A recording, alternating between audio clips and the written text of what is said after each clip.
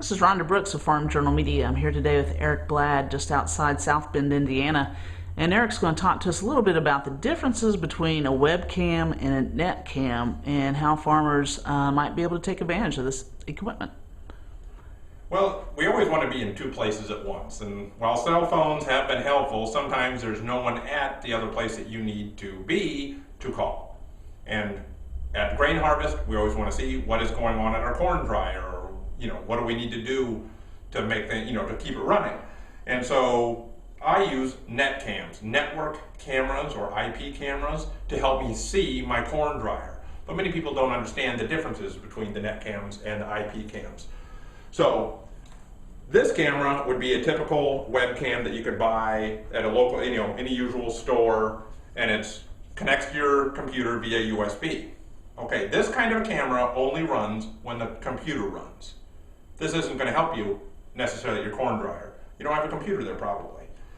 What you need is more like this. This is a network camera. The network camera is actually a self-contained computer designed to read webcams, the same visual part of it right here, same sensor, but it actually has a network port out the back, an RG45 in this instance, to connect to the internet. If you had a broadband connection or some kind of other connection, you could plug this in and then you could read this from anywhere else in the world if you set it up correctly. Okay, so as a farmer, that's probably the piece of equipment that I want to right, this will be your base piece that you want to get started with, is a network camera. Problem is, as you can see, it's got holes in it, plastic. This isn't going to last outside in the rain. If you got a building to put it in and it's going to be out of the rain, you're okay. But if you want to put something out of the rain, or you're going to be on a pole or something like that, you need to see. Just not durable. You need to have a housing. This is a housing right here. Okay. So this is a housing that you could fit many cameras into. It's got an adjustable plate on the inside here. This is the housing that this camera will fit into. I can just take a screw out of that, stick it in here. Now it's protected from the rain and from most of the weather, so now I can use that camera anywhere. Okay. So this is good to go, but now you have to mount it, wherever you're at. So I whipped up together a mounting that goes onto the bottom of it right there, hooks right there. But as you see, it hooks onto an auger. Okay, hold that there, Eric. Let's get a good look at that. So this holds on to an auger because I wanted to look at a dryer in another location.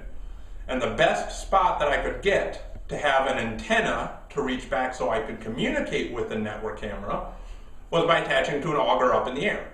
So I could bolt this on to the auger, put the camera on here, point it at what I wanted to see, a dryer, and then I could see that the dryer was running and filling up with corn. I could see right down inside the top of the dryer, like the old Kansan style dryers. Sure. It's got a little roof, you could see the corn. This allowed me to see it from a distance.